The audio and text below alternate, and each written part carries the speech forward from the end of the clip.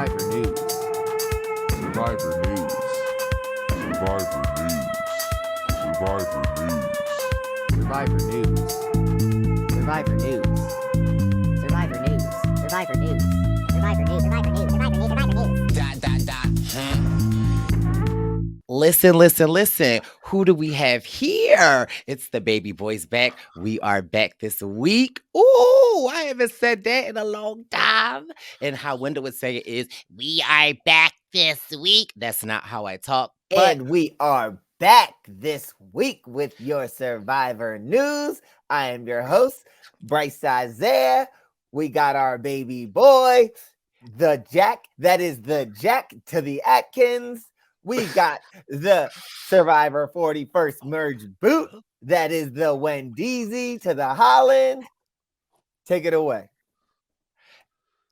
well, we back, boys. Survivor News. We have Let's go. a new season. Jack is officially a man. He's out of school. He's in his Yeah. He's on apartment. Yeah. Let me just tell y'all real quick about Jack apartment. Tell him. Jack ain't going for hungry for nobody, okay? Jack's never going hungry. The way Jack had ravioli, soup, his frozen section, Hot Pockets, pizza, what's those the mashed potatoes, the lecca, like I mean, Jack had it all. and- Latkes? Yeah. I don't have any latkes, but I wish I The did. mashed potatoes. Should I give him a freezer tour? I mean, Jack is Ooh. I went like, shopping yesterday. Ooh. The Trader Joe's employee said it was the biggest order he had ever handled. not you breaking records. I'm over breaking there, Jack. records. Yeah. So Jack's officially on his own, and we have a new season, and it's so excited to be back with the baby boys. How is everyone doing? I mean, we know Jack's full, but We good. I'm hyped to be back. I'm glad that another Survivor season started, you know. Let's Yeah. get this. I mean, yeah. But of course, we are back. I just got home a couple of hours ago from the city that I am Ooh. currently now from, which is Toronto. Make some Six, noise. six. Yeah, Toronto, y'all showed up. Y'all showed out. Y'all did y'all thing. The Purple Pants Posse was in the building. I mean, the Purple Pants Posse was deep. When I mean deep, my original merchandise, some of my hats, the keychains, like they was in there deep. The love was just so crazy. Shout out to all of the Big Brother Canada people. Shout out to Jedson. Ooh. Bryce almost lost his mind when he saw Whew. Bryce saw me talking to Jed, and Bryce was ready to kill me. He wanted to throw me off of the banister. We love Jetson. Shout out to, I mean, everyone that came out. It was just literally, I believe people kept saying this was the most reality stars in one place that Canada has ever had. So it was just, insane. it was literally, and we had shout out to Marianne. Omar was in the building. Who else? Was there? Abraham. Ricard. Erica Oh my was in the gosh. building too, right? Now She- Erica couldn't make it. Oh, Yeah, it would all have these been good to see Canadian her. winners. I was gonna say it's a Yeah. hot spot now. It would have been too much money in that building. Yeah. Right.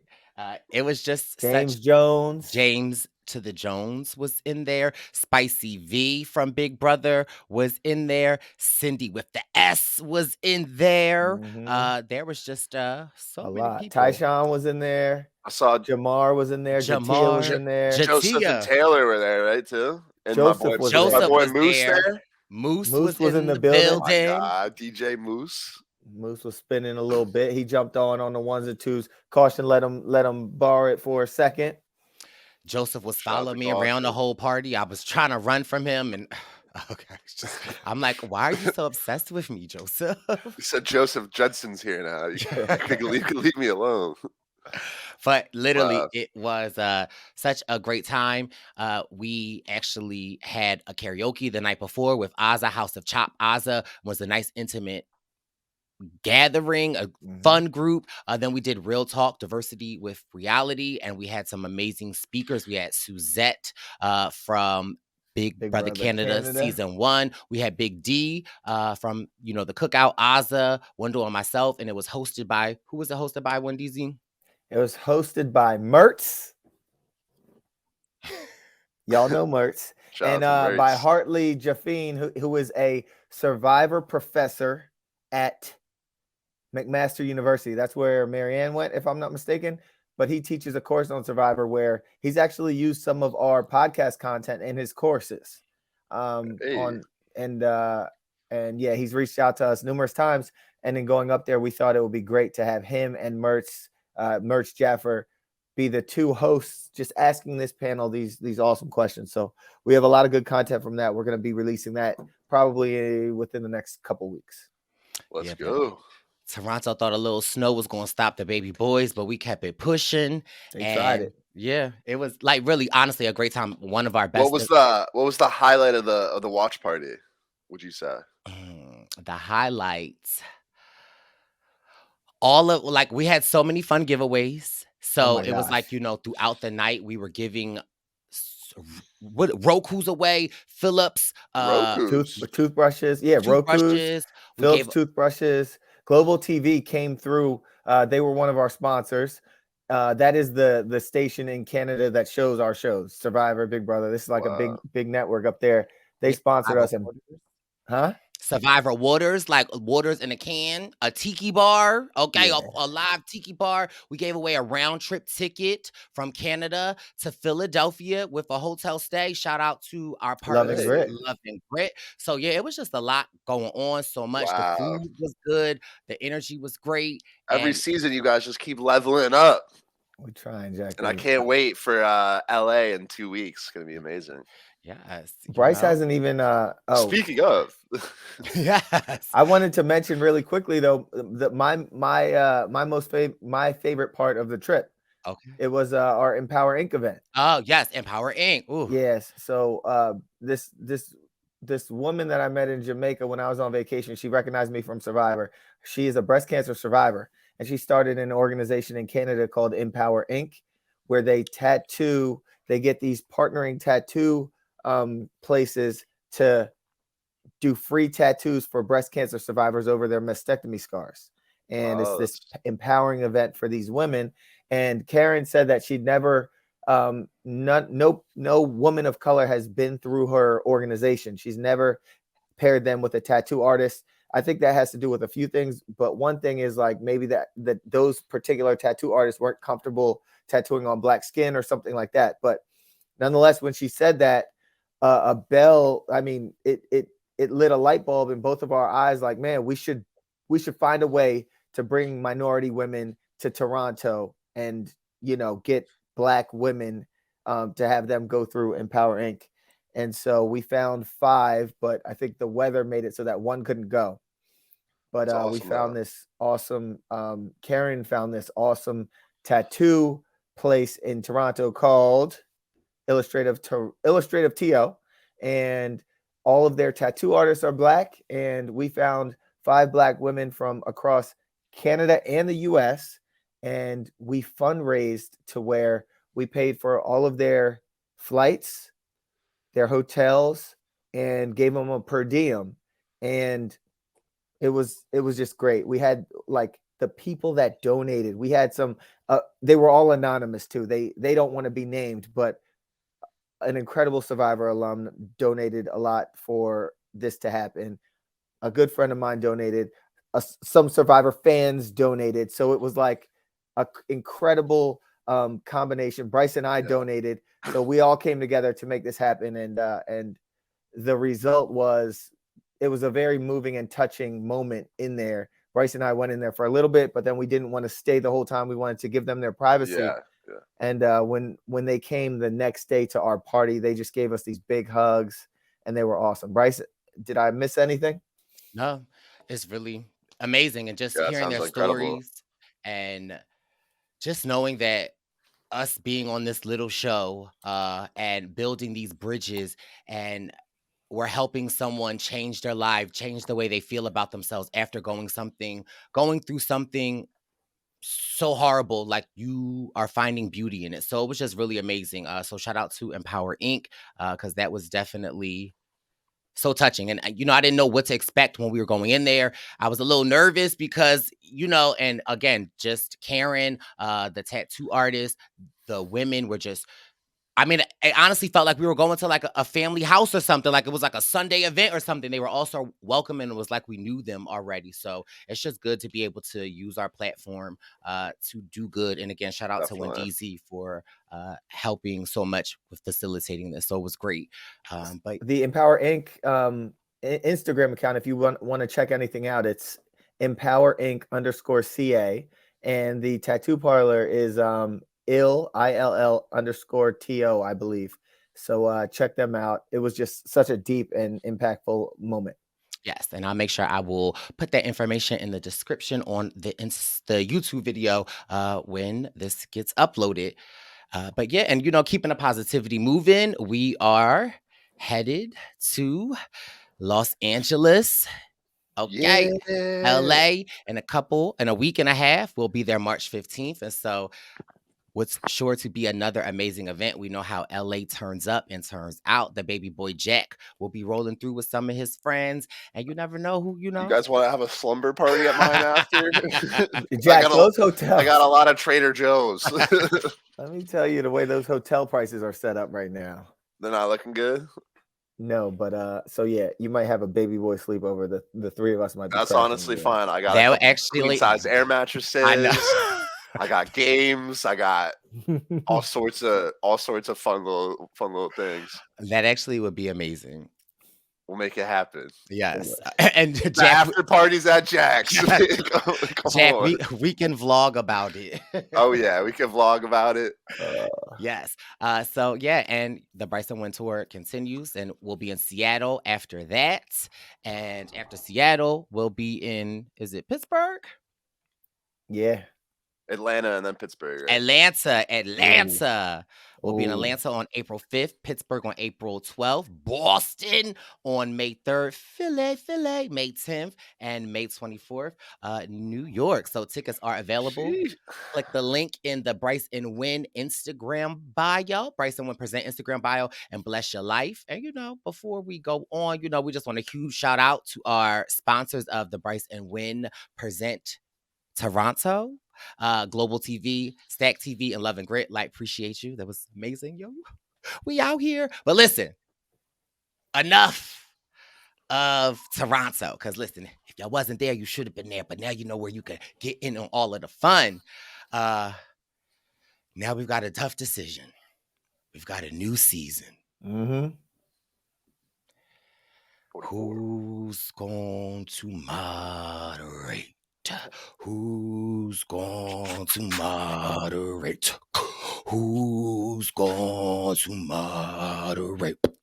Who's going to moderate? Oh! Stop on your bus, baby. That's so foul. That's so foul. That's so foul. Where's your buff at, Wendell? Yeah, we're ready to go. With you. I didn't have it ready. That's how you edged me out from the buff. Okay. Moderator got to stay ready, Understood. It's just a pride thing at this point. Dang, I don't even like moderate. No, I'm kidding. That's so foul. So yeah, let's break us in, baby boy. Yeah, new season, and man, what a start! What a start! Obviously, such a long episode. It's a 2-hour episode. Thankfully, CBS blessed us with it. But I got it all listed out, but if you guys want to jump around a little bit too, by all means. But let's just take it from the top. We got 3 new squads hitting the beach.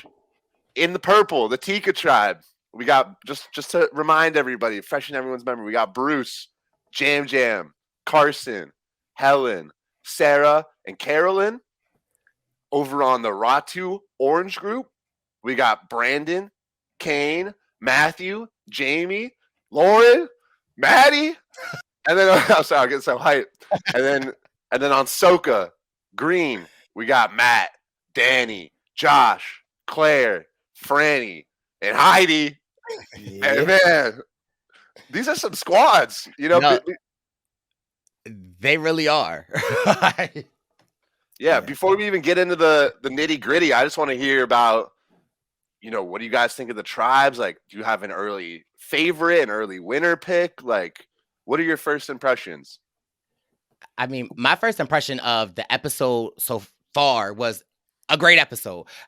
I was on the Reddits. I was on the, people saying like, "Nah." I'm like, what do y'all want? Like, I'm just be so confused. What were they saying? They just, "Nah." And I was like, how do you even spell that? Like, but I thought this episode was amazing. I love just the energy from this group of people. I feel like it's like, I see a lot of myself in so many of these people. It's like quirky, awkward, fun. There's like strong personalities. There's just like, I loved it. I love the energy. I love the fact that when I thought somebody was going to be a quiet person, like there were scenes in which that we saw that they're stood not. out. Yeah. And then I also felt like with Carolyn in the beginning, like not Survivor breaking the third wall from my icebox queen, Carolyn, like how they started off with her talking to the producer. I was like, okay, we're going to love Carolyn. I see so much of myself in Carolyn where I am second guessing myself. I'm like, I don't know. I just see like so much of myself in Carolyn. So I love everyone. What did you guys think of this this first challenge? They started off with a muddy, gross, ridiculous. I feel like Perp, you would have fun in this challenge. I absolutely would. I thought the challenge was a great challenge. Fun, has athletics, has endurance, and has a puzzle. Everything that Jack wanted in summer camp when he was 13. That's all I want now. So I thought it was great. I think, if we're talking about the challenge, then it's like, yeah, you can't talk about the challenge without talking about that injury that Bruce took right at the middle. And you talk about a freak accident.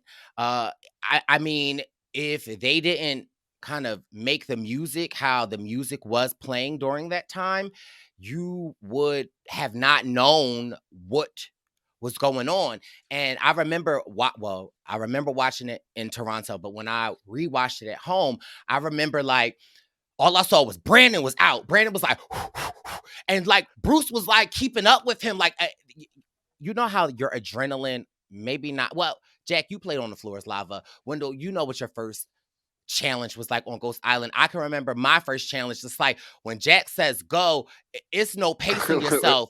When I say go, I mean, Survivor's ready. Go. When Jack Probst says go, it's like it's no pacing yourself. It's full out. Yeah. And I don't know what Bruce did. He like took a dive, but yeah, that was definitely unfortunate. And then you got all the mud on his face and the blood, and yeah, we what I will say is once a medic came over, the medic said that like it caused his body to have a little timeout, and then he was able to get up and stay in things. And I was just like, wait a minute, that's like this man ran his head into that beam, and y'all talk about his body took a little time out. Aren't there like that's called a concussion protocols or something? I don't know, but like, yeah, that I was like, I don't know. His head is gushing blood. But I mean, but even further, talk about gushed his head open, wobbled, told his partner to go, and then he did the challenge. Yeah. Like I was like, what in the crazy? Let's get into that, because Brice, like, it's your first day on this show that you've been dreaming about. You get in and you sustain a huge injury, and you're like, you know what? No, I'm gonna go because who knows? I just sustained a huge head injury, but you know what? I'm gonna still go because this is that important to me. Yeah, I mean, for me, it just shows the testament that he was mentally and physically prepared to play this game, and he showed us in that. And you know my crying behind. I was bawling my tears out. Like, I just couldn't believe what had happened. And just to see his hypeness in my cast assessment with Rob, he was standing at attention. Like, I mean, he was ready to go. And it just, when they were allowing him to continue, I was so happy. I was also happy when he came back and he had the black Band-Aid on. I said, okay, y'all better match his skin tone. Respect. Yeah. Yeah. Unfortunate start for Bruce, and we'll see more of that come into play later. In the rest of the challenge, the purple gets to the challenge ends in that ring toss, and so purple, the Tika tribe, gets there first, and Carolyn is first up for them, and right off the bat we see her just struggling, and she's like giggling while she's doing it and like talking to herself, and it was just chaos. And she just wasn't able to get it, which allowed But sorry, yeah. I was saying it was her pants though. Cause you know how when you be, for me, when I'm dribbling a ball, sometimes like, for me, when I am doing a podcast, no, cause I can't. So in other words, her pants were in the way. So after she removed them, I'm just saying, when I podcast, sometimes I just, it make me podcast better. I see, Carolyn, what you mean. It free you up. Oh no. And for how sure. did that do for her? I mean, she was getting better. She was getting better. Give her another hour or two, she probably would have gotten it. But she didn't give up. She kept a positive spirit. Yeah. I was dying at, whew, Jesus. For me, when people like Danny and Brandon just got up there and they was like, just put their arm around, they said, whoo, whoo. I said, whoo. Oh gosh.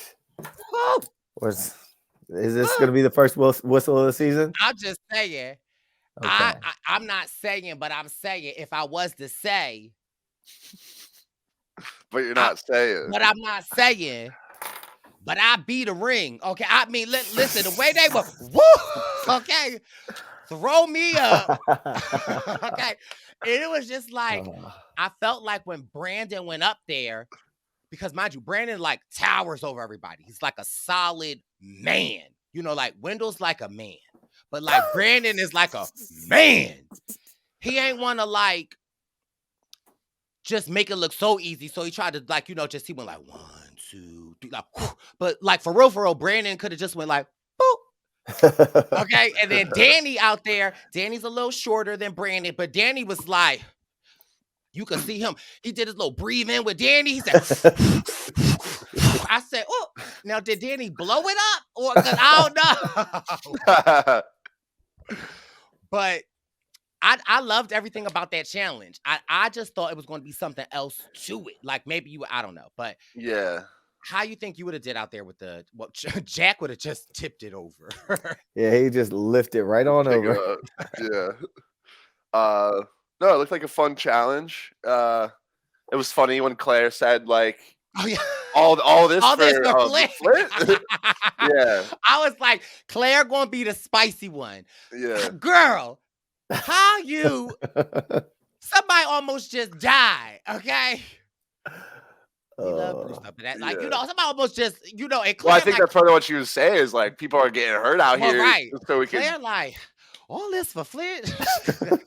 Claire like lights out. We don't need no fire. But I love that type of attitude though. And mind you, Jeff, and then Jeff caught it too. I was like, oh, look at Jeff hearing that. But I love the energy of everyone so far. Jam, like I'm out here with the flowers. Jam, like I'm ready to aqua dump. Yeah, he's gonna be my favorite person to watch. Like, is anything gonna make this man upset or sad? He's just so happy out there. I'm excited to watch him. He's great. Yeah, so ultimately Soka wins this challenge and they win like their flint, their machete, sort of the essential tools. and Ratu, Orange, comes in second, which allows them to pick either Sweat or Savvy when they get back to camp, which leaves Tika, the purple tribe, in last place. And so we get so before either of the groups get back to camp to do the Savvy or Sweat, Soka gets back to camp and they start to settle in. But they're the first group to uncover the bird cage in their camp with the bag dangling in a lock, obviously. Okay. And so I figured this would be a good time to just quickly discuss what do we think of this bird cage twist with the idol in it. It's obviously the first time we're seeing them do something like this. Do you guys like it? Do you prefer when it's hidden out in the wilderness? Like, what are the thoughts? First of all, I know the answer for you is no, Jack. But have any of you ever seen the movie Birdcage with Robin Williams? No. No, I think that was during your era. Right? No, it was well before mine, but it was a great movie. But anyway, let me know Did in you the find comments. the idol? Well, no, but it was just a fun movie. And it was back in the 80s, but Robin Williams was in like a same-sex couple, and then they had like a child, but they had I don't know it was like a club below. But anyway, the Birdcage is a great movie. I liked the Birdcage. I thought it was great. I loved watching when people would first walk up, like even if they were like with a pair and they were spotted. I like how you could just peep how they was going maybe walk by. It's like, like if they don't see it, but I mean, everyone can see it. And I think it's interesting. I don't know where it's positioned at, but I mean, everybody can see it, but I think it don't mean it's got to be a group effort. I think it's cool because it adds this new wrinkle to the game. Off jump, you're like, all right, something is in there. All right, now we need to find some key or something somewhere. And if someone finds that key solo, when something is missing, then people will know that something is missing. Or you can find it solo, take the idol out. And I mean, now we know there's an idol and a dummy idol in there. Replace the dummy idol, hide the key again. I just think it allows for all these new options. It also allows for, if you do find it and take it out, now you have an empty bird cage. And if no one knew about that, now it's like now you build distrust. So I think it's a cool little wrinkle. Here's my question, Jack. Do you think every birdcage has the same thing in it? Because if every birdcage has a dummy idol, I don't think that that's the best idea. That's a good question. I mean, I definitely all think they have like a real idol. And of course, Brandon's had a dummy idol in there. I don't really know. My guess is that they all do have the same thing because on another camp, the dummy idol could work. But like obviously without them knowing that there's a dummy idol at a different that's been like revealed at the Orange camp. But right. Also, well, yeah. I mean, at some point, if it's all the same dummy, but maybe each dummy idol is different, so that you won't actually know like which one's which. Like even if you know there's dummy idols in the game, if someone on green opens up the bird cage, without knowing which one's the real one, if you're the one who found it, then it's like, well, either could look real, so it could still cause some chaos. We should call Cass. Yeah. Yeah, I like the birdcage twist too, because like Wendell was saying, like you still have the search for the key, which is kind of equivalent to the hunting for an idol, but now there's that added element where, if you find the key, how do you sneak over to the birdcage and grab it? Like, what do you do with like that information? What do you do with sort of the group knowledge of the birdcage? And obviously, once the bag is gone, we haven't seen anyone go solo and take it yet, but of course, I'm sure we're gonna get a moment in a future episode where someone grabs it, and then the next day the tribe wakes up. It's like, yeah, who opened the birdcage? I hope like, that happens. But there's even more to it. There, so much can be done. Like someone can open it, take take the real idol out, leave the fake one, and leave it unlocked. And then all of a sudden, everyone wakes up the next morning like, oh my gosh, the key, the lock is no longer there. And someone might grab the fake or something like that. Yeah. So you're saying they would take the parchment out with it too, so they just think the idol's just in there. True. Oh, that's actually not a bad idea either, Brice. If you take out the real idol and then leave the parchment, right? Because the parchment explains that this is a fake idol for you to do what you want with it. So, oh yeah, you get rid of. I don't know if it's all on the same parchment. It might be. Right. Low key, you could maybe tear the parchment in half or something and just get rid of it. Sometimes they put that kind of information at the bottom of the parchment, so you can tear it. You can just rip that off. Or you could feasibly just put a shell on a string and throw it in the bag with the fake. So it's like, all right, you have the fake, which you would think is the real, and another fake. Yeah, there's levels to it. Then I would turn into Eliza, like, this is an idol. Like we gonna know a difference between a rock. But I loved camp life.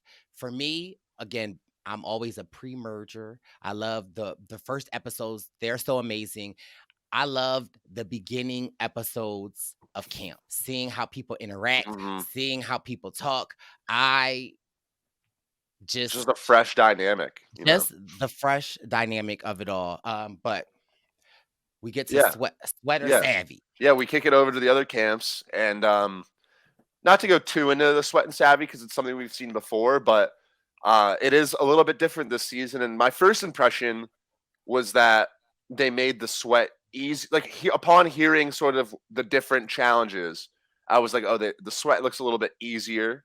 And I thought the savvy, now that it can only, because savvy, it used to be the whole tribe. Now it's 2 people.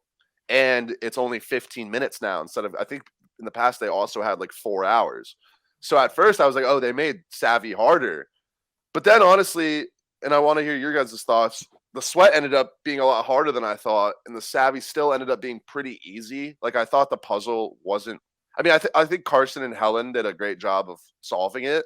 Like not everyone would get that. But it was also like, you know, the spheres were the exact same for 1. So you could literally just multiply by 2. Like that kind of like makes it a little bit easier. I don't know. It felt just really kind of like a counting sort of puzzle rather than like, you know, it's supposed to be a brain teaser. I really wish it like hit them with some more critical thinking or whatever. But I thought each tribe sort of got the challenge that played to their strength because I don't really know who on Ratu would have done the savvy challenge. Like well, I'm just saying like they have big dudes. Like the big dudes are gonna. So big dudes can't be smart. Big dudes can't be smart. Okay. I mean, look, when you look at the tribe breakdowns, I think Ratu physically is the most, the strongest. And like Carson said, they're not the most physically strong. So what are they going to make up for it with? Their intelligence. Like, Taki's probably the smartest tribe, is what I'd have to say. And so they got the savvy challenge. And then the more physical tribe, not that, you know, physical people can't be smart people can't be physical. But I mean, would you disagree with me saying that I think the challenges play to each of their strengths? They made the right decision each challenge. I think for me was with, y'all know I'm just learning my I think with Tinka, is it? Tika. I got a cousin named Tinka. But no, seriously. With Tika though, I was dying at my baby boy. I think I am just falling more and more in love with Harry Potter, aka Carson, because when it was time for them, when they read it, okay, Carson put on his sunglasses and was sitting in the back, and he was like, then they was like, Carson.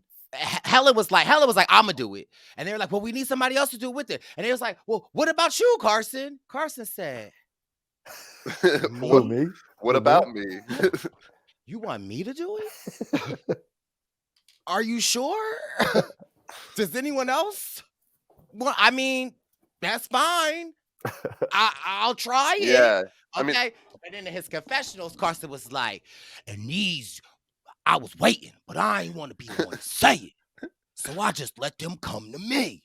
I was like, well, okay, Carson. Okay. Carson switched up. Yeah. He turned into the Godfather. He's like, there's something I want to tell you. I'm going to do the puzzle, but I don't want you to know that I'm going to do the puzzle. You're going to come to me with the puzzle. I was like, listen, I mean, if you don't already know, I mean, I love the baby boy Carson. Okay. Got the Carson hoodie on. He made it in purple. Some say it was, you know, pay homage. Some They've say been saying that, yeah. some say you could there was 13 colors you could pick from, but I think that little move in Carson for me said a lot. Like he is one of those people that clearly is a super fan, wants to play, has been studying, making spreadsheets. He maybe can help Wendeezy out in Excel, but he has. I don't know. I just feel like, although he is young, clearly he is a NASA engineer or works at NASA. But like he just played that move so smart. And for me, Hold on a second. Hey, Jack. We going to the Bahamas? He's a what, Bryce? I said I just came from NASA. Now you said it right. You just said it right. But what about Carson? What is he? Carson and his family vacation in Nassau, but he works for NASA. Yeah. Well done. Good catch. Good catch. But again, it was that little move for me that was like, Yeah. wow, like he knows the game and is not letting his heightness or cuteness overload get to him. Yeah. I think especially directly opposed to Helen's move with that savvy challenge where she was like, yeah, I'm going to do it. Like, I'm good at like, that's fine. She obviously was good at the puzzle. Like, there was she didn't really mess anything up per se. But like, when you do something like that, where you're like, yeah, I'm good at puzzles and like, I got it. You just kind of set the bar so high that it's like, if you are good at the puzzles, everyone's like, oh, okay, well, you said you were going to be good at it anyways. And now we know that you're like really confident in your intelligence. And then if you don't get it right, then everyone's going to be like, well, you said you were the one to do it. So like, whereas Carson took the approach of like, the expectations are super low because you're just like, I mean, if no one else wants to do it, like if you guys want me to do it, I'll do it. And they're like, yeah, just try your best. And then he crushes it. Everyone's like, oh, he's the man. Right. It's just all about how you set those expectations, I think. And I think that's a really underrated thing in Survivor when it comes to challenges is getting yourself in the position, like the roles and the challenges that you're going to thrive in a very like strategic way where there's no like pressure on you, if that makes sense. And yeah, so I just wanted to give those props to him. I also thought that on Rat 2, Brandon was like, I'm gonna do it. I got it. We could do this. 5 seconds later, those coconut. It's a lot of coconut. Yeah. It looked easy. It looked easier. Easier. Yeah, it ended up being pretty challenging. Right, because first of all, I felt like that was deceptive editing. Because the coconuts that they showed, it was adding up. Like, how that sack gets so large. But I will say with the sweat challenge is a little bit different because if they picked the sweat and Brandon was like, oh, you guys think I should do it? Like, no one else. But I also think, again, Brandon seeing his tribe and seeing that there is 7 feet of height difference between them, I feel like instead of Brandon like just standing like, you guys, like I feel like he had no other choice but to step. No, that's exactly what I'm saying. Yeah, it would be weird if he was like, Lauren and Jamie, I think you guys got this one, but if you don't want it, then I'm here. But who, me? Yeah. That big sack? I can't handle that. Whoa. You better get Brice. It's like the pile of coconuts, and at the bottom is just Brice like laying there like, oh, Brandon. What's up? Me? Didn't think I'd find you here. I saw the way you was throwing that ring. I've been waiting since season 28, Brandon. You look strong. I come here often. I've been expecting you. I just left Nassau Beach. It was a short trip. Yeah. Back to Carson though. I wonder if he told his tribe that he's works for NASA, because I think like my guess would be no, because I think that would not be a great move. But if he didn't tell NASA, I mean, if he didn't tell his group that he works for NASA, what would be a good? I mean, I guess he's in college at this time Yeah, too, I'm a right? So you student. could just say he's a student, and I don't know. Would you say you're studying like astrophysics, or would you say, I'm a camp counselor. yeah? Yeah. I got a question, guys. I thought it was cool that they couldn't see what the Savvy Challenge was. It was under a thing. So hypothetically, it could have just been a math problem like 2 + 2 = 4 or something like that, because you don't know what it is. Yeah. So now it's like, all right, there's something under there that's supposed to take us 15 minutes, and the producers could be messing with them as to what it is. I mean, yeah. So that's. But they did nice. have to do it. They didn't have a choice because they got No, other oh, team what I members. mean is for the first Oh, choice, yeah. Because between in Sweat and previous Savvy. seasons, you would see like the puzzle, and you would Yeah. see okay. Yeah. Yeah, I remember that triangle one. Or I think in the past, Or maybe I could be or wrong. was no, maybe you're. I thought they were always covered, but I think you might be right that they weren't always. Or no, I don't know. I actually don't know. Okay. That's a Well, I good could be question. wrong. But No, but nonetheless, you're right. It is because they could theoretically just be like, you'll have 1 minute to solve this like brain teaser, or you could do this like long, difficult challenge, and they're like, oh, I guess we gotta like go for the sweat, and then it just Yeah. turns out to be like really easy. And then just, Mhm. do you think on Danny McCrae's season when he was digging a hole in the sand, do you think that challenge was? What do you think was more brutal, the digging a hole in the sand or carrying Danny the didn't dig coconut? a hole. they carried the Danny and buckets of oh, water. my bad. Didn't one season they have to dig a Yeah, hole? Ryan. Yeah, that was last season, Ryan when he had to. Ah. I think that was the easiest one. and he but took the diagonal strategy. Yeah. So Danny, his best move of the season. Right. Might I add. Danny and Xander carried the water so Yeah. that Ryan and who was it? Ryan and Gio could dig a hole so that Matthew Brandon. and Brandon could carry A the sack of balls. coke. And there was one other in there. Because I think 2 people did the water challenge. What was it on 42? There was Savvy and Sweat on 42 as well. That was Oh no, that was Danny and yeah. no. That was 41. Danny was 41. 42 recall. was the maybe was it the water as well? Could be. They were back to back. Maybe. Yeah. It might have been the same. Yeah, because I think they did the triangles on both seasons, right? Yeah. Yeah. So All these seasons kind of been blended together a little bit. When they do the same, I think this season will stand out because they're already doing some stuff differently, but it's always like, all right, you got the Savvy and Sweat, you got the Journey, like all the seasons are called the same thing. Like all the tribe colors are the same. they're But- trying to make it easy for themselves. Yeah, we're turning things around though. But yeah.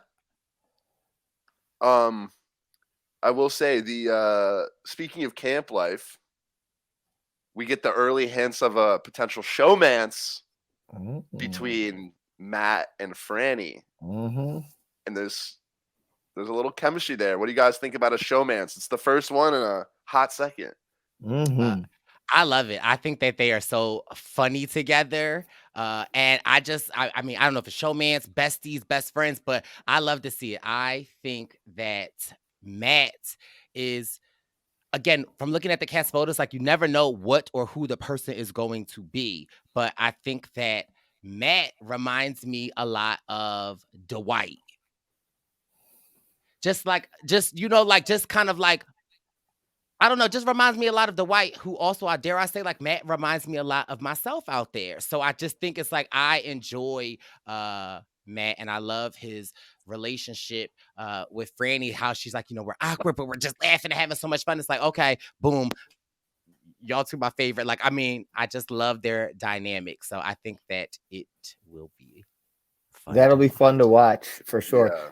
He actually reminds me, just looking at him, he reminds me of High.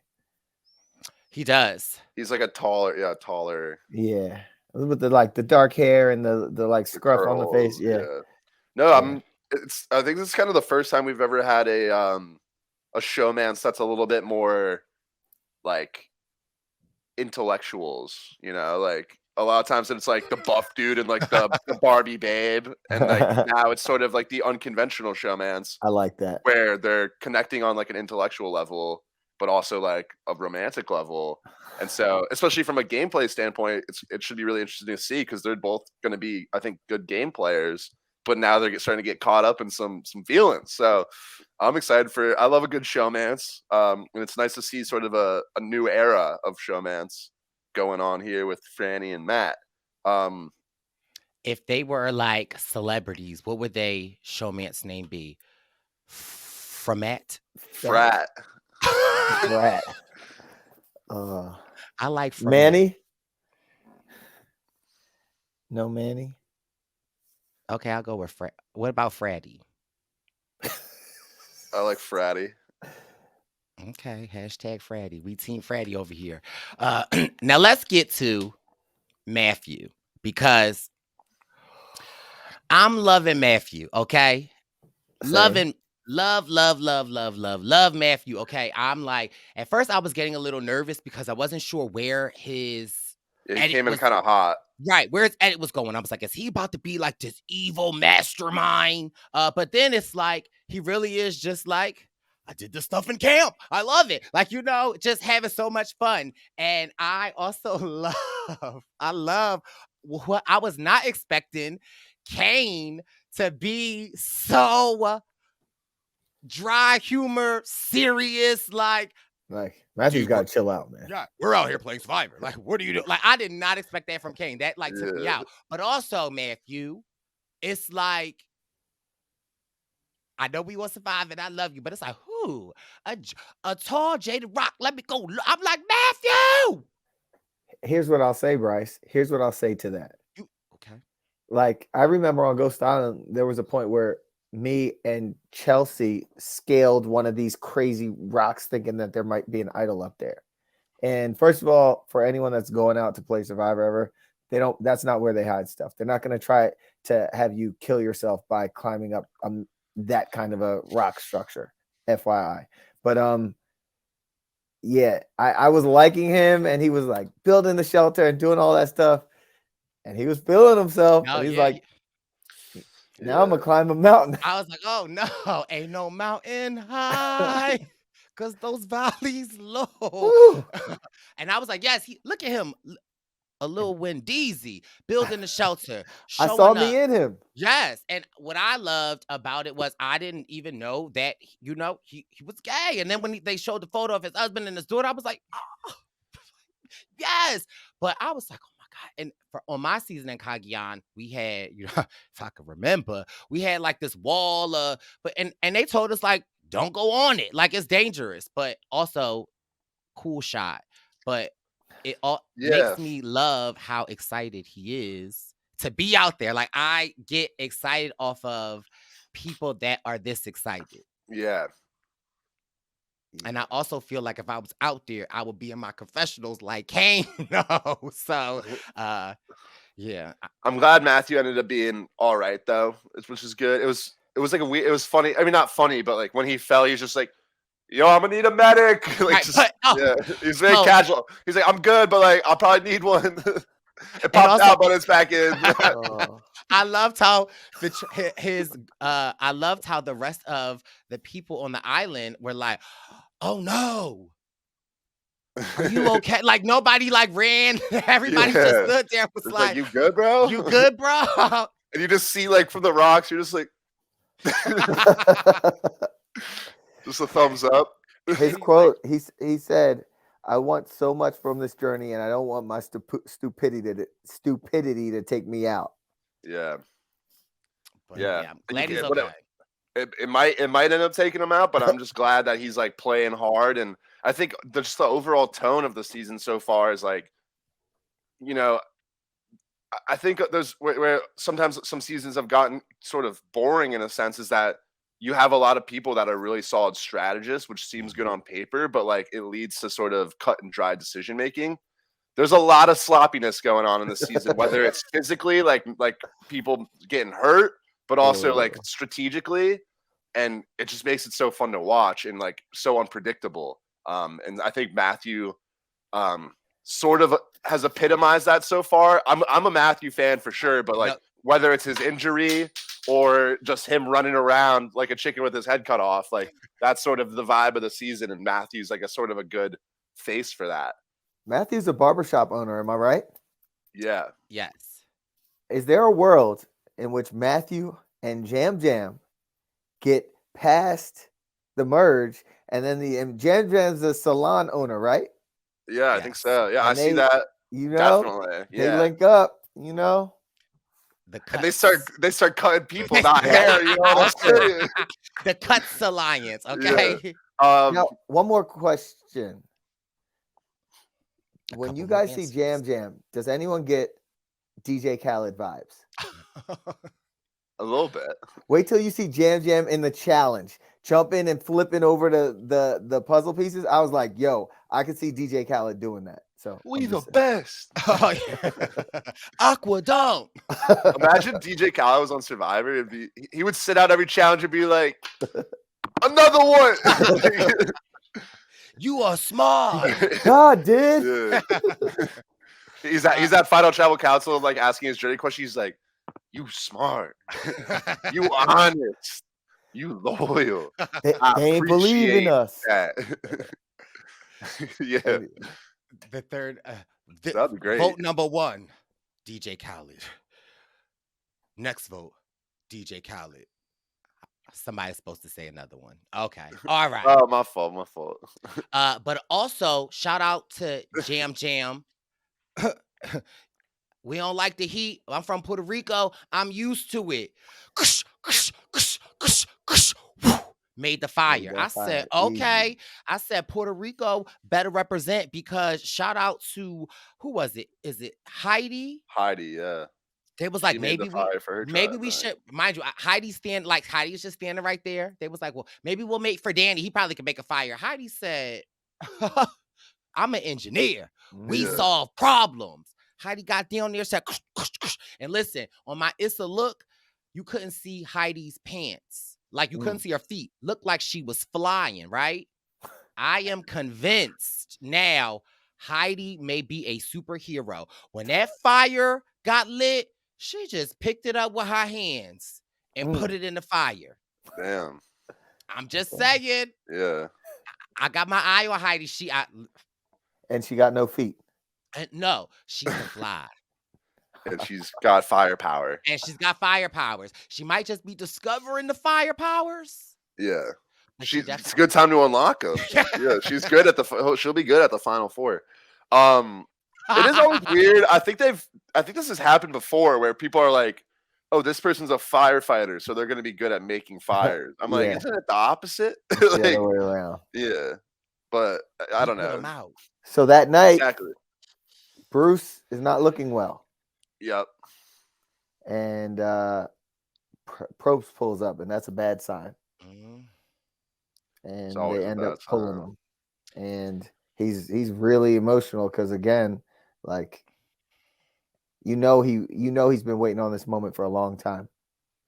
Yeah. And I was glad to see when they were at camp and they were talking and they like, how old are you guys? I've been married for 26 years. Oh, like, so good to see his personality kind of like spark again. And again, just seeing him get pulled away. And when he saw Jeff, I think that's when I got emotional watching, and he just put his head down and Jeff's like, I'm here, right? And he's just like, yes, sir. And just when they laid him back on that stretcher, I don't know why I got so emotional, because it's like, when you can't control something. And I mean, who knows how he would have done, but it's like, to be taken out, not on your own accord, has to suck. But we love Bruce, and, shout out to him.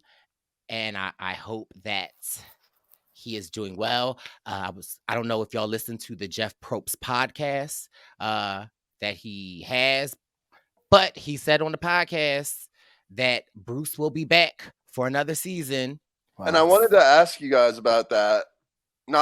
So I heard about it because I don't listen to that podcast because it's a competitor. No, but I did hear that. FM on the other side. Yeah, I heard that. Who's this Jeff Probst guy? I heard that. Yeah, Bruce has an open invitation, and like, I don't know. I liked what we saw from Bruce. I obviously thought it was just devastating that he got pulled, but the realist in me was kind of like, how does a Bruce return look? Because at first I was like, you could just throw him on another newbie season and it's all cool, but it's like now that this has been sort of laid out in such a way, what's going to stop a new player from just saying, "Oh, what up? Like, what's good, Bruce? Like, I think we might be on the same season. Like, let's make an alliance." I think that could be problematic. And then it's like, oh, you could throw him on like a second chances, but at the end of the day, like, do I really want like a Bruce over like a fan favorite? Probably not. So I don't know. What do you guys think? I I agree with. I didn't think of it in that essence of like people could hit him up, and he could, potentially work with people. So I'd love a second chance season. So I'd love to see it. Or, fans versus favorites. I definitely think that he should be on a returnee season. And, maybe 46 will be a returnee season. So I guess but then it's like what if Bruce took like your spot, Bryce? That would just be messed up. Like, but what I mean? if Or that were, anyone's spot, like he could take my spot. I got to actually play, so I would happily pass up a spot if for somebody like a Bruce to play again. Because I don't know, it's just something about if it were one more day and that happened, then but just I don't know. I think I'd rather see him on a newbie season, especially because I think on a returning season he'd be very out of his element, having like basically not even played. I would be very out of my element. Yeah, but it's like, well, you like were in the game, like you went to a tribal, like you get how it works. Like Bruce, like didn't even like get the ball rolling, but so maybe I think ideally they just slot him in on a newbie season. But the concern there, like I said, is that now that they've like announced it, if I was going on a new season, like why wouldn't, like, obviously you're not supposed to, so maybe you would just do it, like wouldn't do it just to be safe. But it's like someone's gonna hit Bruce up, Or maybe they just production grabs Bruce's phone, just blocks all the other players real quick, and then there it is. But yeah, 14 people blocked on my phone, and I can't even. Yeah, but at the end of the day, very unfortunate situation with Bruce. Like, I don't want to take away from that. No, not at all. Much respect, much for love to Bruce. And again, despite it all, he continued the challenge, went through it, and he should 1,000% keep his head up high. Much respect to Bruce, and I know he all right because he got Allstate insurance and he's in good hands. And just the repercussion of that is like now Tika's already down to 5 people with, like, it's happened before, but I feel like usually it happens at like the first immunity challenge or whatever. And then they pull them out, and it's like, okay, now you don't have to go to tribal. But now Tika's going into their first challenge, already down a person. If they lose this challenge, they got to vote another person out on like day 3 or day 2, and then they'd be down to 4, which is crazy. And Bruce was like one of their stronger competitors. So if I was on the Tika tribe, it's just devastating, to lose a tribe member that you've connected with, but then also just like numbers wise, it's like, damn, we could really be going to a tribal with like 3-4 people like real soon, which is tough. And not to mention the benefit for the other tribes now is like, a Matthew who messed up his shoulder can sit out of a challenge now. Whereas if he had to compete, I don't know, it's just tough for Tika, and we'll get to the challenge later, but it's definitely just a tough situation all around. But before the challenge, we have another journey. And each tribe, it's worth noting, did sort of like a random selection, but I do want to give Lauren some props. She said she picked out the rocks, so she knew which rock was the one to pick. And so I assume she grabbed it first and like she like brought it over and she's like, let's pick, grabs the rock.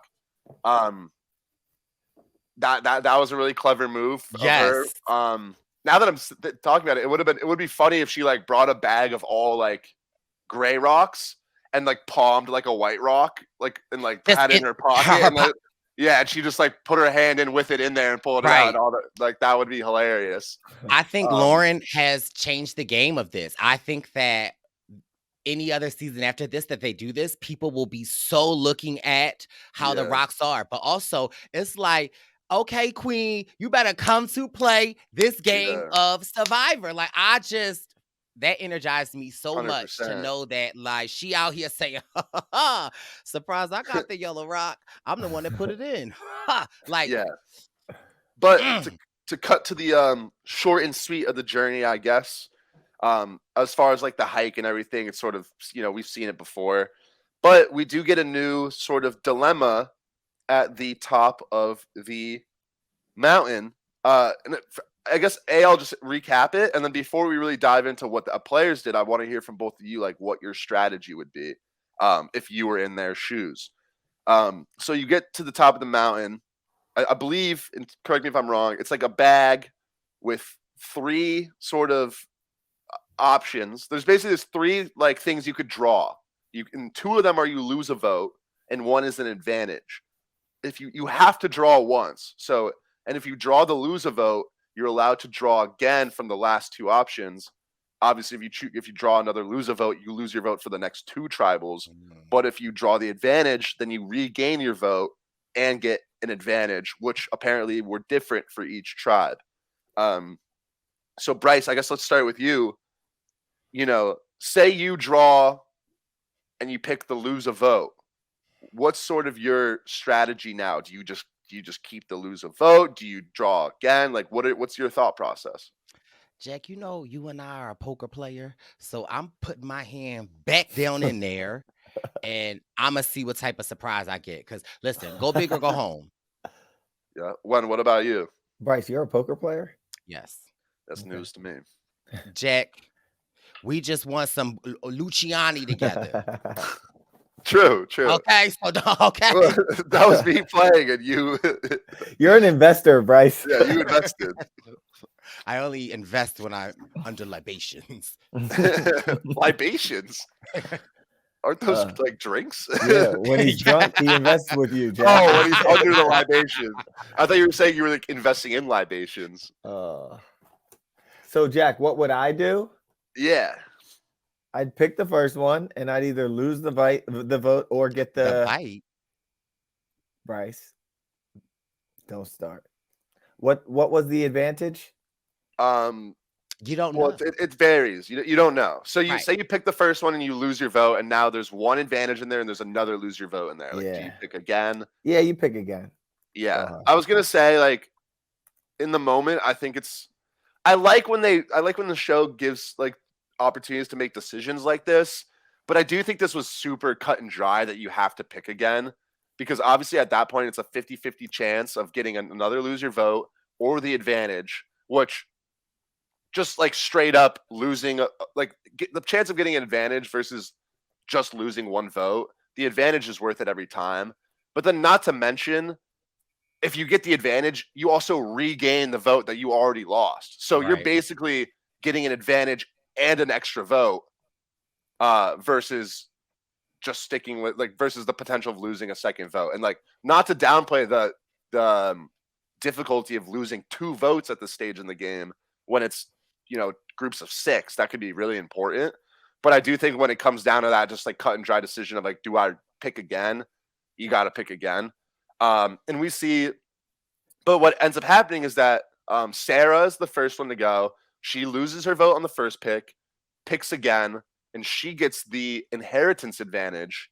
The details, I'm a little. Yeah, because I got questions. Questions. As I understand it, I think she has to play.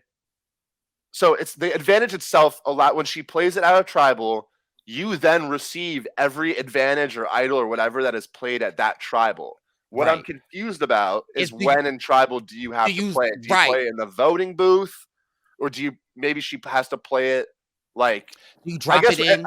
I guess when Jeff says like if anyone has an advantage or idol they'd like to play, now is the time to do so.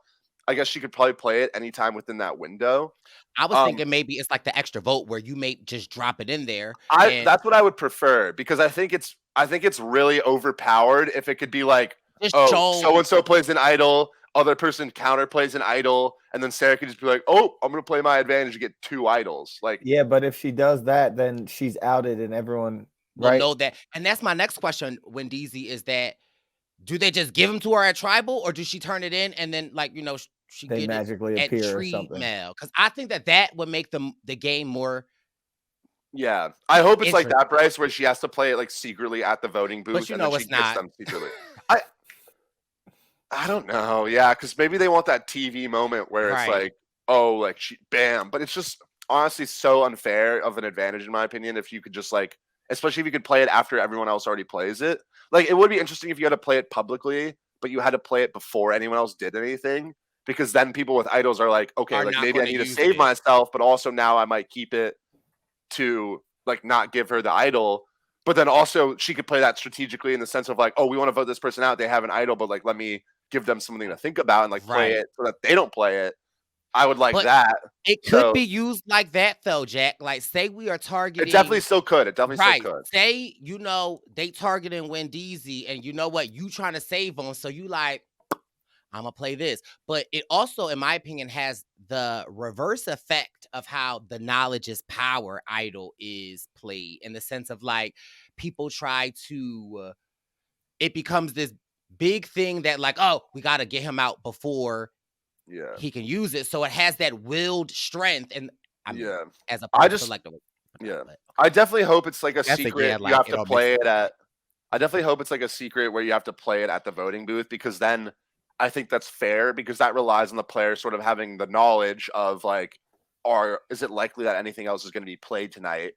Whereas, yeah, and especially then we go over to Lauren and her advantage, depending on if the inheritance advantage is as strong as it could be, in the sense of like you could play it after everyone else plays stuff, that advantage is so much stronger than the one Lauren got. So at that point, that's another issue with the inheritance advantage. If it's the worst case scenario, is that why does Sarah get this and Lauren gets the bank your? So she reaches and she gets the advantage the first time, and she gets the bank your vote advantage, which allows her to not vote one time in order to gain an extra vote at a future. Basically, get an extra vote to be used whenever, which is an advantage that I like. I think it's pretty fair, and it comes into play later. So yeah, I just hope, for like the sake of balance, is like I hope Sarah's is like more reasonable, because if hers is overpowered and Lauren's is like this, then it's like, why are you setting people up? Do you And feel then- like? Do you feel like on Lauren's advantage? I thought it was weird that it was like you get to take a piece of parchment paper with you to use at another tribal. I thought that was they trying to set you up with that. Like somebody like, why did Why she you got steal? parchment? Right? Why you got? Yeah. Why you got the tribal parchment paper? Yeah, no, I kind of like it, because it's like you got to be a little sneakier with it. And imagine someone like goes through her bag looking for an idol, and they're like, "Why you got parchment? Like, You got random parchment? my name's already on it." That would be crazy. That would be another thing you could do. Is like, I mean, that would be insane, but you like pre-vote on it, and then like bring it back and like plant it in someone else's bag, and you'd be like, we'd be like, "Yo, Wendell, like, should we go through Bryce's bag?" And then we go, and I put it in there, and it says like Wendell on it, because then you'd be like, "Damn, is this the advantage? Is this an advantage we had to like precast a vote and like keep it?" And you're like, so you're like, "Oh, he already voted for me." Like that would be. I crazy. like that one. What Yeah. if you had nice handwriting and you wrote, "This is a still a vote," and you brought it back to camp and put it somewhere? Yeah, you and- can do that too. And someone pulls it out. I am stealing your vote tonight, Bryce. Yeah. Quick question with Matt. When he went back to the camp, not Matt, right? Yeah. And just to recap, because we didn't get to, he pulled twice and lost both. So Damn. yeah. Oh, okay. So I answered my own question because I was confused. I was like, wait, why is he saying like, I only told 90% of the truth? So he didn't tell him he lost his vote twice. Yeah, he said he lost it once, and he showed the parchment. And yeah, this is the next step of the discussion that I wanted to talk about with you guys is like, so each person goes back to camp and has a different story. And obviously each person had sort of a different result in their journey, but Matt goes back, says he lost his vote, shows the paper that he lost his vote. So it's like, it seems like he's pretty in the clear. But they're like, and what happened? Or is that it? And then he was like, Yes. And I felt like Heidi looked at him like, I don't know. I think obviously he told only a part of the truth, but I think like if someone shows me they lost their vote on paper, I think it's like I can't really overthink much more than that. Like that's just like true. you know. And But there's always more to the story. I think is the lesson for sure.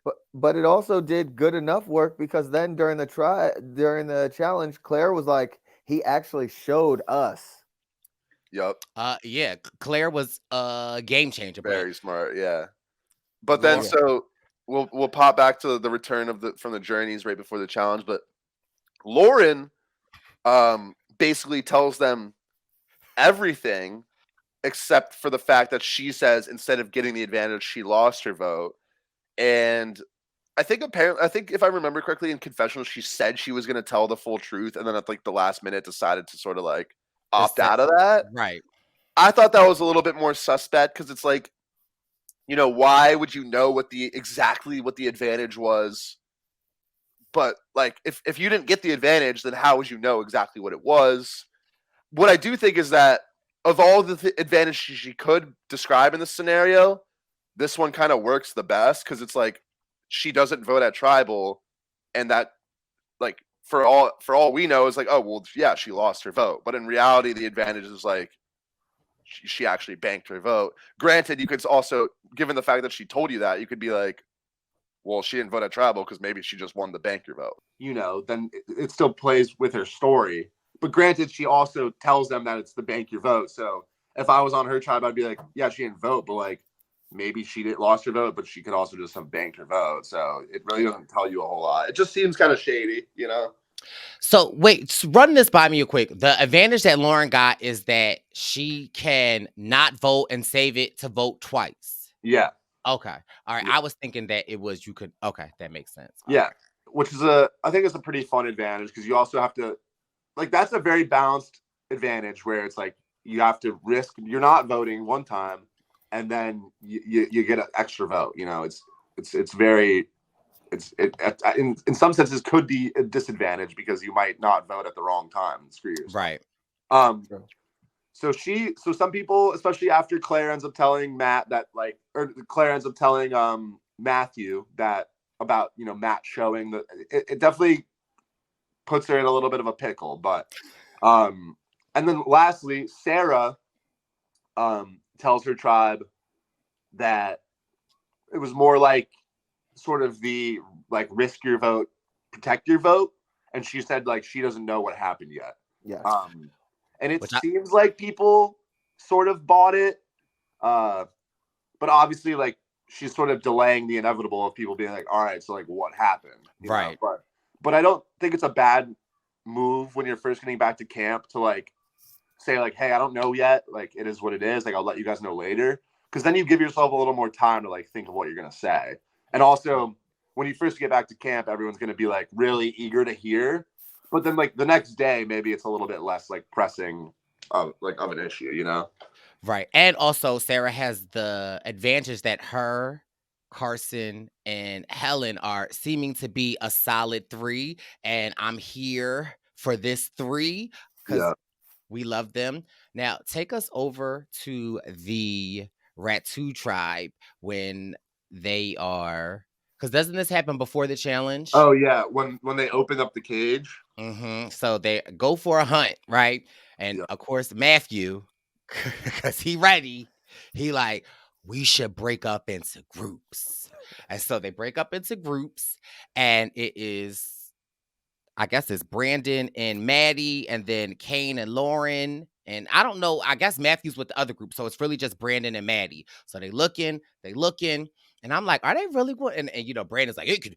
I feel like I need somebody to do the statistics. But I feel like when most people on Survivor say, it's a needle in a haystack, I always feel like those are the words at that then they find it. So if I ever play again, or if you at home are listening, when you are out there, you just need to just say, it's a needle in the haystack. It's a needle in the haystack. Because I feel like then all of a sudden the music is bum, bum, bum, bum, bum. And then they find it. But listen, Brandon caught him. This guy.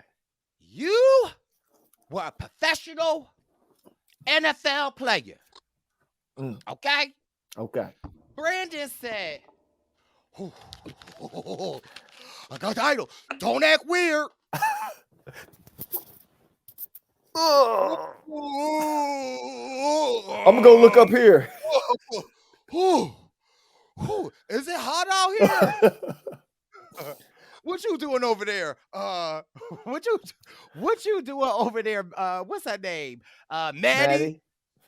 And Maddie's like, nothing. What? They're just acting really weird. And then there's like, he's got on shorts that are tight, and it looks like he has an idol in his pocket. I'm about to go see what the other people are doing. I'll be right back. Then Brandon go. He's like, you know what? I can't lie. I can't lie. Don't lie, Brandon. Don't lie, Brandon. Don't lie, Brandon. Don't lie, Brandon. Oh, Maddie, come here. You won't believe what I just found. And Maddie was like, what? It's right here. It's right here. So then he's like, let's go tell the others. And now I was like, okay, Maddie, that girl. Maddie was like, no. Come here. Maddie like, let's see what it is. We can figure it out together. So I'm like, ooh, they're going to be like in it together. Brandon's like, you don't think we should tell the other people? We should just keep it to ourselves. Maddie like, yeah. Brandon's like, okay. Hey, everybody! Look what I was like, oh my God. That was great. that was a great rendition. Right. And then I love how Brandon was like, I can't trust Maddie. Yeah. I know, it's so weird. But also, then in the end, it's an idol for yourself. It ain't nothing for the tribe. Yeah. And a fake. And a fake. He could have been set up like he could have been set up. And with Maddie, it seemed like she was gaming. So like the two of them could have had an idol and a fake to at least strategize with. So can somebody, y'all two, walk me through this, right? Because this is where I always, and mind you, granted, Brandon did the right thing. Ultimately, it worked out in his favor. He didn't really want to share it with Maddie, or he got caught. Then he's like, I'm going to just go tell the tribe. But I also feel like he was probably closer to Matthew, so he would rather tell it to Matthew. But my thought process is like, why in this scenario, because I think that I would think like Maddie, why in this scenario does she become untrustworthy? Like what? And I'm not saying historically in Survivor, when moves like this happen and somebody is like, willing and open to work with you, then the person is like, can't trust her. I think they just already were kind of off on the wrong foot. Okay, so you think it was more than not? Okay. And then it's like, if you're already not really vibing with someone and like, I find an idol and you catch me, I'm just gonna be like, screw you. Like, you just blew up my cover. I don't know. I mean, I think the right thing to do would have been like to lock something in right there and then made an alliance and like whatever. But ultimately, I think that Brandon read the room and was like, they not vibing and you're not the person. He might have gone and told everybody, and then you look untrustworthy if you're not the one to tell everybody. So, I mean, I do think honestly, it probably was smart. Like if you don't have the right vibe from Maddie, like if she tells one person on the tribe about it, it's going to get out. And then you just look so snaky. So to be like, yo, I found it. Yeah, I don't know. It was definitely interesting seeing it play out like that. And I'm looking, like we talked about earlier, I'm looking forward to seeing like, how does it go down on other tribes? Like, I think someone's going to find it solo and then they have to go like stealth mode and retrieve the idol. And yeah, it's really fun. So that was exciting. We get to the first. I got so into ooh, what's up there? We love Brandon. Yeah. So now we're, like you said, the first immunity challenge, where they have to retrieve a heavy crate from the water and maneuver it through like some obstacles, and then they use pieces to solve a giant slide puzzle. challenge itself was all right, but I think it was more about sort of what went down during it. We have Brandon, who kind of is dehydrated and ends up having to sit out of the challenge, about halfway through, which is definitely a detriment because as their biggest guy pushing around those heavy pieces, like he was definitely an asset in that sense, and so losing him definitely hurt Ratu a little bit. A lot. Can I tell you what pissed me off? Yeah. Like what makes me pissed off about this episode is that how in the world 10-9-8-7-6, because I wasn't gonna say nothing, but you know what, just the Purple Pants Podcast Survivor News, I'ma just keep it real. How in the world on season 44 did the darn medic have more confessional time than I had on Kagian? Okay. The medic had how many confessionals? At this point, the medic is Ratui's fourth member. Medic is right now. They're getting good at it. But I just wanted to say that to Brandon. Like, I remember my first season, my season, first challenge. I remember that lightheaded feelingness. Like, that ain't no joke. And people think sometimes. And Brandon is a gigantic dude. He's a mountain of, like, Brice, relax yourself. Okay. I can understand someone that big getting exhausted and dehydrated out there, especially after what was it, the day before that he did the coconut challenge? Definitely. Yeah. And I also think, like, when it comes, like, that exhaustion, I think amplifies when it's like a swimming challenge too, because in a challenge where you're running and stuff, if you're on land, you could take a second and like catch your breath. When you're in the water, like, you're constantly exerting yourself. You can't rest, get your breath in the water. And so to kick off a challenge, dragging a trunk through the water, it just adds to that sort of fatigue, I think. I don't know. You can sometimes rest in the water. You can, but you're still like just call Tyson at a pool and have him pull you while you lay on your back. Okay. Call who? Call Tyson at a pool. Call Tyson at a pool. Okay. Yeah, fair enough. If only Tyson was there. But then we also have Claire, like we talked about earlier. Claire tells Matthew that Matt showed that he lost his vote to sort of cast some suspicion over on Ratu, and also she tells Matthew that she likes him, and hopefully could be a duo down the line. Hey, has Claire changed the game? Have we ever seen this before? Have we ever seen something like this before? No, coordinating on the sit-out bench. I mean, there's definitely been like strategy on the sit-out bench, but not like not swapping tea, spilling tea. I'm like, this season 44, they are ready to play. These are the type of moves. This is, in my opinion, like the strategy of the new era that I want to see. That like bend the rules or like push the boundaries. Like, I love that. Claire was ready. Hey, he showed us the parchment. What yours do? I like you. I was like, okay. Yeah. She said, I like you. She did. Yes. She was like, first of all, Matt didn't want to miss a minute of the challenge. He didn't want to miss none of it. Matt was like, go. And I'm watching Survivor. I'm trying to tell you something. Yo, did they show you the parchment over there or what? The parchment when she came back from the island. Actually, when I was putting my arm brace on, she didn't tell me nothing about the parchment.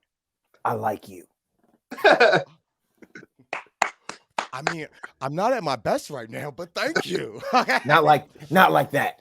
Oh, okay. All right, but listen, I'm gonna get back to the date. Oh, come on, Brandon! Like, I mean, there are some pretty epic moves being made Yeah. I mean, we've had some hard falls, but we have also had some big moves. And again, shout out to our women of color, Lauren and Claire. Like I was impressed. Yeah. However, how can that move backfire on her, Bryce? Oh, 1,000%. But I feel like it can backfire. I mean, I don't know because Don't let Green come into the merge with numbers. oh yeah, because it's over for. And again, my thing is, I would have even liked it if like she lied. Like the fact that she like just stirred the pot a little bit for me is just like, because she would have been like, what did your person say? And she could have just repeated the same. Like, you know what I mean? Like, but again, she clearly didn't trust Matt. Not Matt, was Matthew, because like again, he was like a little like when they asked him, he said, is there anything else? Matthew was like, or Matt was like, no. Yeah. Well, and yeah. again, I think she was having Matt's back in that moment though, by saying like he showed us like he's good. Did your tribe do that? I think it's a little bit of both. I think it was like because she couldn't have gave any information up. Yeah, but I think her saying that was sort of like whoever went to whoever went from your group, like if they said they lost their vote, Matt had a note. So Matt is valid. So if Lauren didn't have a vote, then if she didn't have a paper, then she might have something. It was more, I thought it was more to cast doubt on Lauren. But I mean, I like where your head's at though, because you're sort of opening like the Pandora's box of like Claire could have been like, my boy Matt said that everyone who went got an idol. So right. Do with that what you will. You know what I mean? So and he showed us the idol, and we read the paper. Yeah, and it said everyone got one. So have fun. Yeah. But yeah, shout out to Claire. Yeah, 100%. And yeah, I think that you're touching on like I really do think it's always so good to see, and like I hope people do more of it, or take it to the next step where like I don't think players or we often think about like you could just lie about literally anything. Like I feel like all the lies are sort of within the framework of like the game that's been laid out, but you could just make shit up and just like yeah. Did you guys see the UFO? Yeah, there's an alien tribe coming. I mean, Johnny Fairplay said his grandmother was deceased. I mean, again, like sometimes I feel like we get far away from some of the bigger moves that were made back in the day. But again, the energy level from this season has been top notch. Boom, boom. And so, with that being said, as well, like obviously to wrap up the challenge, Soka got an early lead, and with Matt leading the puzzle, they were able to knock that out. And then, especially once Brandon goes out, Tika uses their puzzle skills and are able to finish second, which sends Ratu to the first tribal of the season. And like you said, with the energy levels, you know, pre-tribal back at camp and during tribal for that matter, shit starts to go down. It is so messy. And touch on like sort of the different threads, and then I'm gonna pass it to you guys to pick up whatever you want. I mean, we got shade getting thrown at Lauren because Matthew goes to Brandon and tells him like everything that Claire told him. So people are sketched about Lauren. Maddie wants Brandon out, and she's pushing his name. And Jamie even is going to the girls like, hey, I trust you guys, but I'm going to play my shot in the dark, which is like, what are you doing? Like, and I think the idea, and just to touch on that, is like, we've talked about this in the past where I don't think people play their shot in the dark enough necessarily, because it's like, if you know it's going to be like one or the other, it doesn't hurt to play your shot in the dark because it's not going to change the result. But where it goes wrong is when you tell people like, yeah, like I'm worried, so I'm gonna put the burden of the vote on you guys, and I'm just gonna like, it's basically a selfish move. You're basically telling your, I'm gonna make a selfish move, and I don't really trust you. So I took it somewhere completely different. I took it that Jamie liked everybody, and she said her name is Bennett and she don't want to be in it. I literally took it as like she didn't want to draw a line in the group. And so I feel like she was with the guys, with the girl, and I feel like she was just like, I don't know which way this is going, but however it goes, I don't want to be a part of it. And But I still think that's terrible because I if don't. someone comes to me like, yeah, I don't want to draw a line. I'm like, well, are you on my side? Like, Yeah. But I also feel like she knew she wasn't the target, and so and that way, I don't know. I But just you felt, signed up for Survivor. I mean, I know, but Yeah. listen, this But is a Brice, strategy. Say you come to me and you're like, well, I don't want to like draw. You're saying like, I don't want to reveal my cards, but you guys can go ahead and reveal yours. Well, I'd be like, well, you can't just sit in the middle forever. Like it's Survivor. You have to go. You have to. Cast And you can only play your shot in the dark once, right? I mean, right, but after this point, I'm going to ride with the winning side. I feel like it's great because if you play it up that you're worried, like, listen, guys, I'm worried. I'm going to play my shot in the dark. And you know you're good with everybody and you know you're not a target. Well, let them play it out and you don't have any, your hands aren't muddy. I think the thing I do agree with is that I think that's an aspect of the shot in the dark that I don't mind is if you know you're good and you don't want to reveal your cards, you can play it like this. But the issue, and like you know that you're not gonna have to like, especially if you're worried about like an idol and everything. The issue I have though, I think I don't mind the shot in the dark move, but like you can't like you tell people that before tribal, it just pushes things into chaos. Like if someone came to me, my ally, and was like, I'm gonna play my shot in the dark, for whatever reason, like I don't think there's a good reason for like to tell an ally why you're playing the shot in the dark. Because if you tell them, oh, I don't want to draw a line in the sand, then why should I have to draw the line in the sand when you're sitting out? Or they're like, oh, well, I'm not 100% sure. It's like, well, you're my ally. I'm telling you that we're good. So the fact that you don't trust me is like, what are we doing here? I just feel like it's the perfect deception because you just say like, I don't know. I'm just getting vibes. I just want to play it. And then the more you're as somebody in your like your alliance, you don't want to push too hard to be like, why are you playing it? Like, because then it's like, that will you know what I'm saying? Like now you're at the bottom of the alliance. If they let you in, you're at the bottom of that alliance now. Yeah. You ain't rock with us? Cool. Understood. It's either them not trusting me or it's them trying to like ride the middle. And if they're in my alliance, I don't like either of those things. So do you think Jamie is having what Lindsay had last season, like getting paranoid? Because it's like, again, why would she ever think that it's her? Again, maybe there's more that we didn't see, but it's like, yeah, I do think Jamie is just not like right now, not super cut for the game. Like, I just think she's freaking out. Like, even the whole, like I said, the whole shot, I don't mind playing the shot in the dark, but you should have like the know-it-all to be like, like, all right, I'm just gonna like go with the flow, and then I'll just play it last minute. Because the moment you tell people, you're basically telling people you're surrendering your vote, and then it's like, well, I could just target you now. Like, I don't, you know what I mean? Like, I and she just seems so frenzied and like panicked that, and she wasn't even in. There was so many names going around. As far as we know, hers wasn't even brought up. So it's like, why are you freaking out? Like, well, to her defense, I mean, are they ever going to bring your name up to you? No, but when you hear 3 other names going around, I feel like it makes you a little more comfortable than if you just hear like one, you know? And I'm not saying that, of course, you never know if your name's getting brought up, but as a viewer, the fact that she was freaking out when her name wasn't even being brought up, it's like, what's going to happen when it actually is brought up? She's just going to like spiral, you know? I wouldn't be surprised if a lot of names were brought up because, like, why did Matt pulled his out, right? I mean, yeah, we didn't get there yet. We talked prior before we get there, but yeah. But my thing is Matt with Brandon? Yeah, I think Matthew probably tipped Brandon off that the votes were coming for him, and that's why Matthew made his shot in the dark. I think Matthew probably did really well.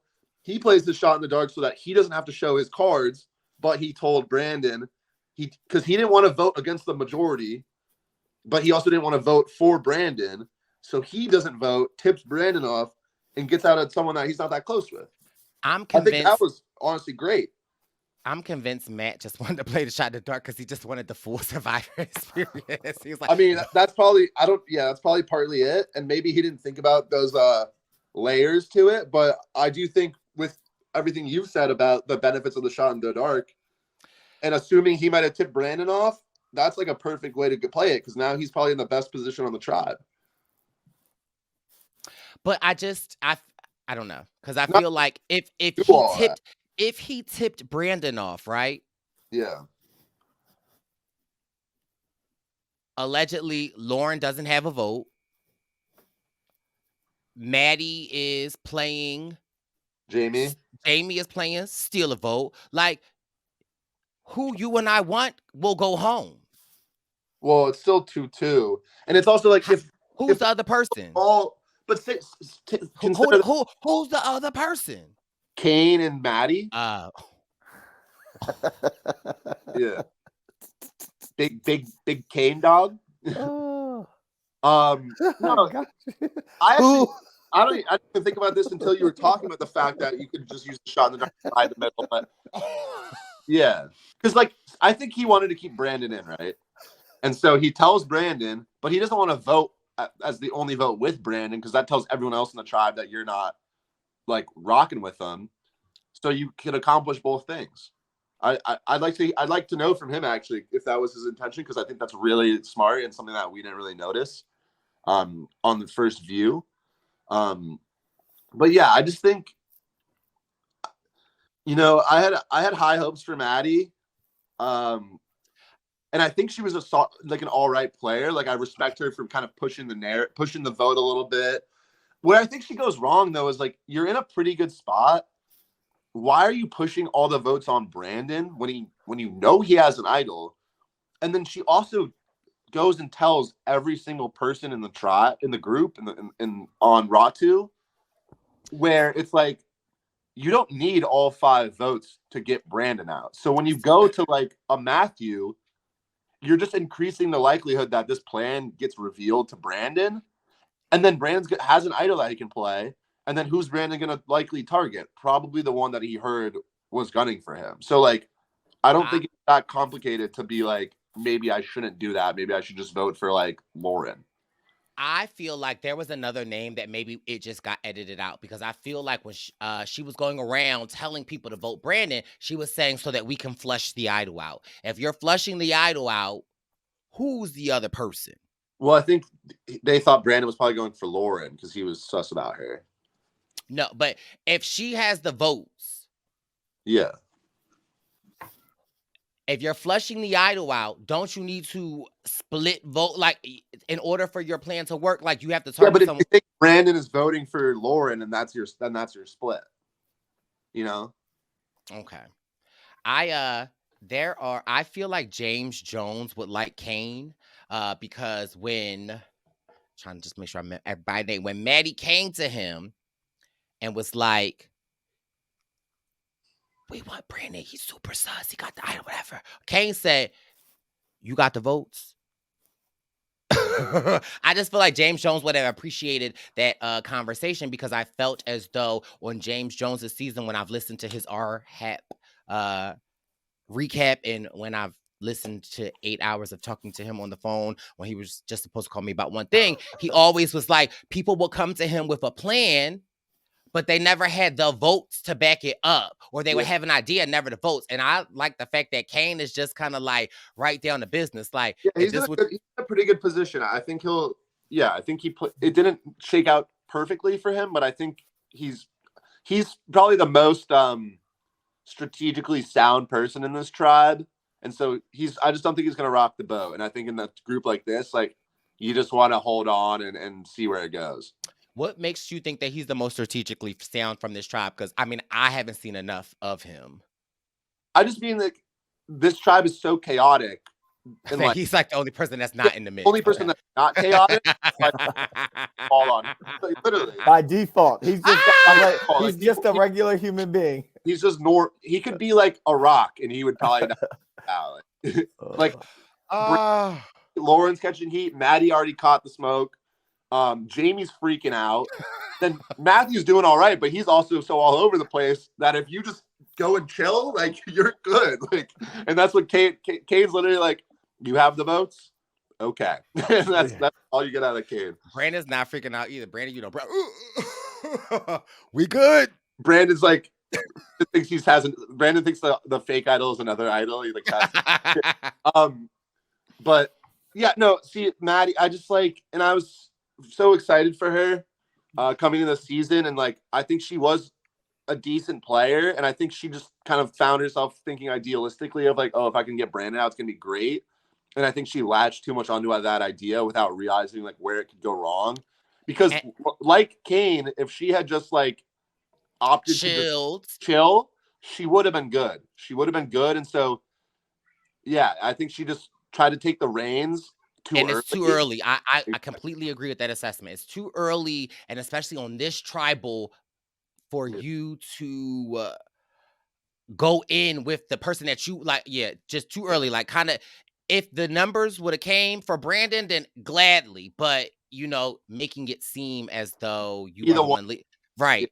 Definitely put a lot of target on your back. And it was very interesting to me when we seen our first Shot in the dark. Shot in the dark. Okay. For all you single people out there listening, you miss every shot. You don't take. You don't take. Okay. Shoot your shot. Okay. This message is whoever, somebody that's listening that you got that number. You got they Instagram, slide in them DMs, text that number, shoot your shot. Cause listen, our girl told us, she said, I don't want no problems, no problems. Ooh. I don't want no problems, no problems. Ooh. Okay. Jamie said, I'm gonna play my shot in the dark. I'm curious how many shot in the darks have been played historically. Because I would guess right around 6, and it would be funny if this was the 6th one, and it was like the first one that worked when it's a 1 in 6 shot, you know?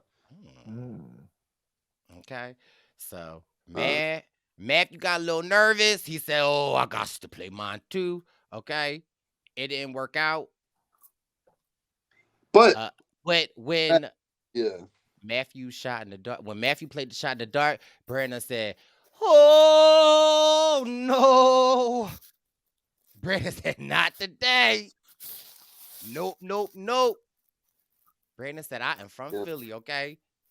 We got mostly returning players, and the lowest person down there is third boot. I can't be lower than Perp. Brandon said, I'm going to play that idol. Yeah. I did that.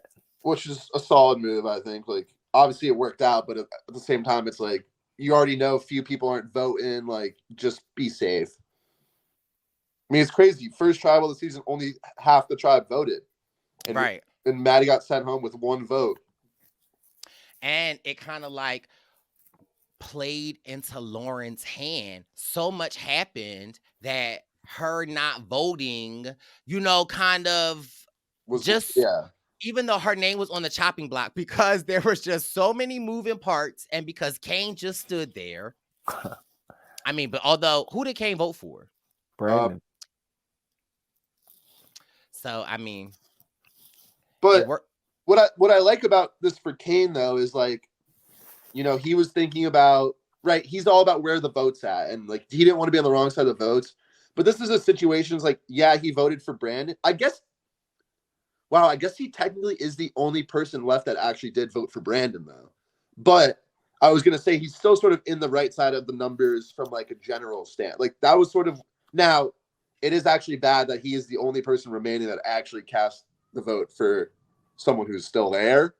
But right, and say other people voted and like all the votes were on Brandon, which like effectively they kind of were, and then he plays the idol and sends Maddie home. Like, it's not good that you voted for the wrong person, but like you're still in the majority, you know?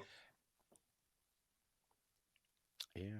I mean, and again, I feel like a lot will determine, because with Jamie, kind of, I wonder where she'll really go, because you played your shot in the dark, you're safe. Now we come back when we regroup. It's like, what's up, sis? And it sort of seemed like she was maybe the most attached to like Maddie, so it really is like things are up in the air, because Maddie was the one sort of, I felt like telling her like chill, like we're good. Yeah. And wait, so also just to clarify, you only get to play your shot in the dark once in the season. Is that true? That's what I thought. I thought you only get it once. I'm not. I don't even know. Yeah. It would be funny if there was someone. Yeah, it probably is only once. Someone plays it every time. That would be a hell of a strategy. What if everyone plays it at the same time? That's also true. What was my question? Who's in a better position going forward, Brandon or Kane? Kane, I think. I feel like Kane could end up being like the swing vote. Like, I think it could be like Brandon, Kane, and Matthew, or Matthew and Kane might like have a little. I feel like Matthew and Kane could be like, all right, let's just go with the girls. But if I had to guess, I think Jamie would probably go next from that group, because I do think like Brandon, Kane, and Matthew. I don't know. I think the tribe is going to go whatever direction Matthew kind of wants it to go. And I think he likes Brandon enough. And I think he likes Kane. I wonder if this season will be anything like last season, where every time we vote, it's a different matchup. You know, like how fluid I felt like a lot of the votes were. Even if like somebody didn't vote with you, they seemed to kind of just go where they would stick with the people that they would stick with, and it wasn't seeming like a voting block situation. So it'd be curious to see if and when they as a group go to another tribal, how that will work out, if they kind of keep the same lines or if they go. It's still really, really early, but I mean, I don't know. For me, it says a lot that Kane voted for Brandon, because like, I don't know. So be interesting to see. Yeah. I mean, overall, you know, I hate to see my girl go home, but listen, if you're gonna go home, go out fighting, go out, you know, making a plan. She wasn't blindsided. So much respect to our first boots, my girl Maddie. Yeah. And so, I mean, overall, I thought this was an excellent episode. I feel like we got to see a lot of different people's personalities. I felt like there were some people we really didn't get to see much of. And as the last couple of seasons have gone by, makes me want to tune in to those people even more. Yeah. I'm excited. I think it's setting the tempo for a really good season. So hopefully, and it's just good to be back with the baby boys. Yes. Yeah, it'll be a fun season. All right. These are some characters and some strong players and some what will be some funny players. So it'll be fun to watch. Absolutely. Well, I mean, I can't believe we wrapped. Real quick, just Real. Just one word. Who's your winner pick right now? And it has to be based off of this episode. Yeah. Or like, I mean, I don't know what else you would base it off. I'm going with Heidi. Ooh. She looked good. I thought there were some images where Danny looked real good. Yes. I feel like neither of them got a lot of. I go Jam. Okay. I want him to win. Or I want Josh. him to win. I think Josh. You said Yeah. one. Well, we love Josh, okay? We didn't give Josh enough credit when they was doing that challenge.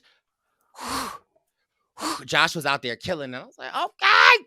He looked good too. He did look like a winner too. Mm-hmm. The Green Tribe has definitely some prospects. Some heavy hitters.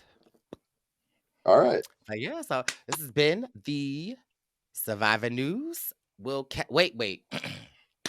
You know we can't do a Survivor News without doing a little musical number for the baby boy Jack. No,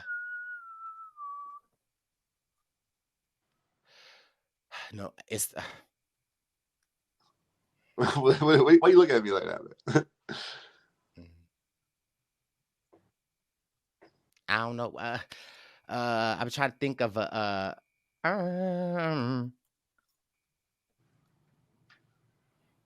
don't know, because I don't want it too hard, but I don't want it too easy.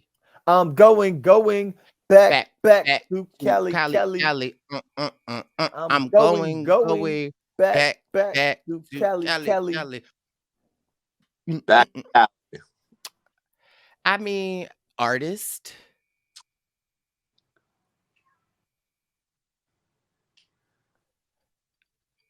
It's a guy.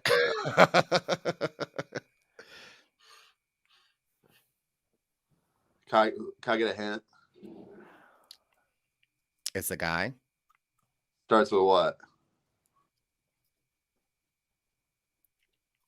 Let's say Most people put them in their top 5. if I got to choose a coast, I got to choose the east. I live out there, so don't go there. Damn. Jay-Z? He's up there, but no. Uh, Same from the same place though. Toast. You want to rumble with the B, huh? Bzz. Throw a hex on the whole family. Dressed in all black like the Omen. So I guess you're just going with a different. No, part of it. I was, trying to help him out a little bit. BRG, P.O. PPA, no info for the DEA. Dude. Wait, why you asking? Who is- Like Notorious B.I.G. Oh, okay, yeah. That's All right. We didn't hear you. I hear you. I got my last one because I like to go with the songs. Hopefully you can pick up on this, Wendell. Excuse me, can I please talk to you for a minute? Sure, Yeah, you look kind of familiar. Yeah, you do too. I just wanted to let you know. You need to give it up. Had about enough. It's not hard to see the don't say it. See, you got I'm to see sorry that you seem to be confused. He belongs to To me. me, The Destiny Child? is mine. What you eyes? He is a part of my life, and no, it's killing me inside. You can say what you wanna say. We can't say. I can see the real. When will you get the picture? You're the past and I'm future. If you didn't know, It's mine. Need to give it up. Give it up. Had about enough. Enough. It's not hard to see.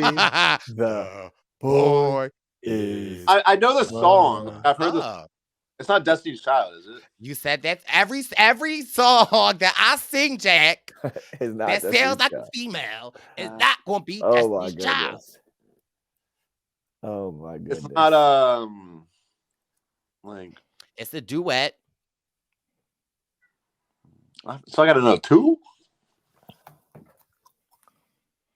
I know this. You can name either one of the 2. Right. It's not Beyonce, is it?